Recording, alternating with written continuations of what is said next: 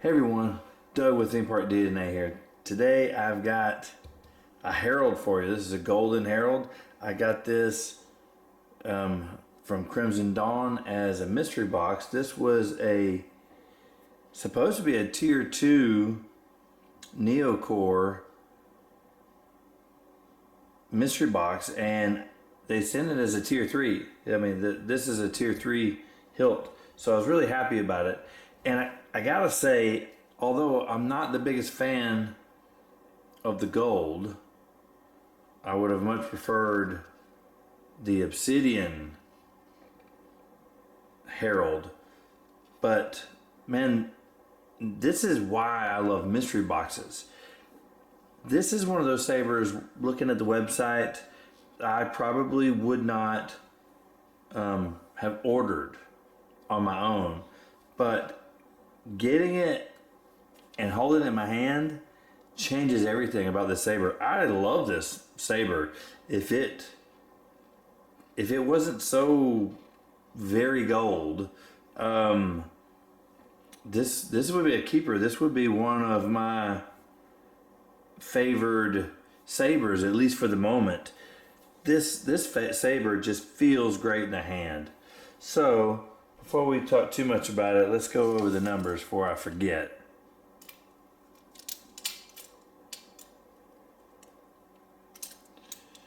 So this saber is going to be just shy of 11.5 inches long at the longest end of the pommel. Alright, of course it's going to be 1.3 inches wide in most spots, but it looks like the very widest spot is going to be down here at the pommel. See if I can get them.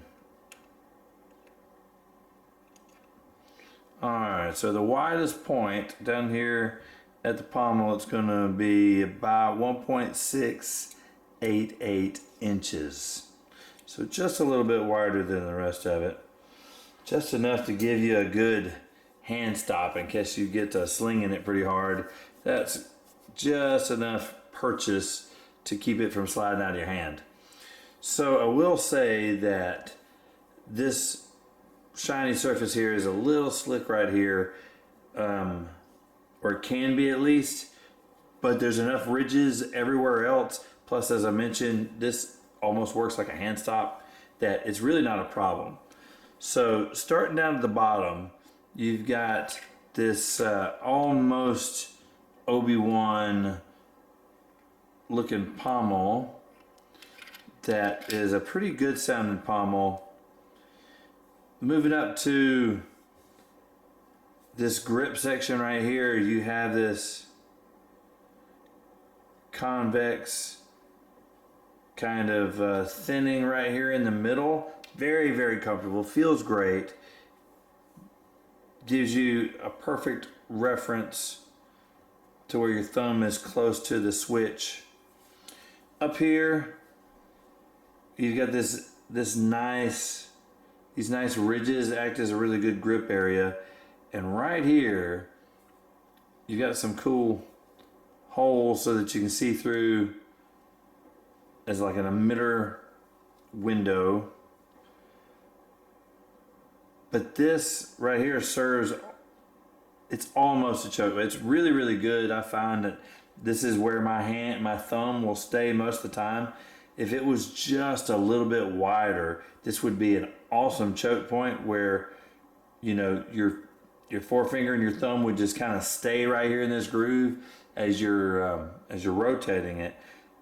But it's not a little bigger. And so I find that this is the natural place where my thumb wants to go, but I find that it often kind of comes out. But these ridges will hold it in place as you're rotating.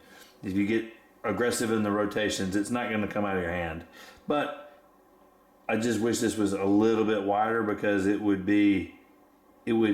turn a great saber into nearly perfect.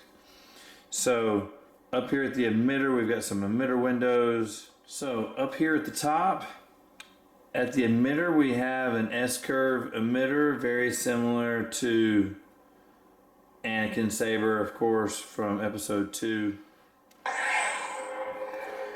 Alright, as I said before, this is a Neo core instead of the Profi core saber. So the largest difference between, well, the largest couple of differences between this and the Profi, it acts very much like the Profi. It has most of the same features as the Profi, but the largest difference is that you cannot manipulate or change the blade profile or the sound fonts like you can on the Profi. The Profi has a plug to where you can plug it in on your computer and you can change those profiles. This one does not. And also, this comes with a 3000 milliamp battery instead of the 3600 milliamp hour battery. So, largest differences. That being said, for the money, I mean, I don't really miss the ability. You've got different blade profiles with each sound font, and so all you have to do is just change the color. It's really not that big a deal. I mean, yes, I do like the ability to change those blade profiles, but all in all, I don't think it's a deal breaker, especially considering that you're saving some money.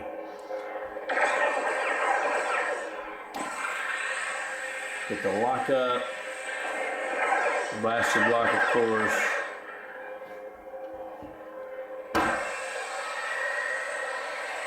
Tip drag.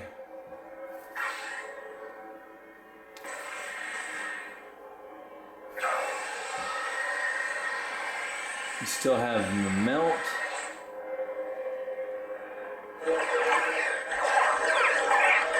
Still have the multi-block function.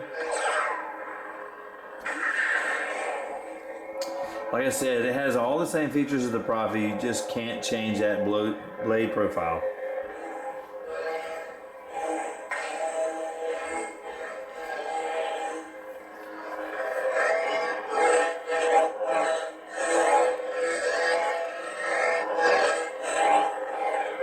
Good sounding pommel.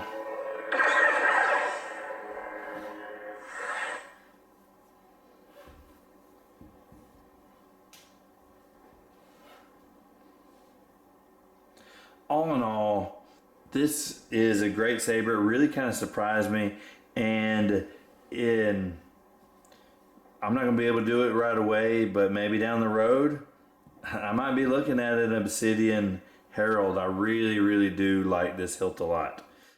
I want to know what you think about the Crimson Dawn Herald. Let me know in the comments below. What do you think about the hilt? What do you think about the color? What do you think about the Neo core?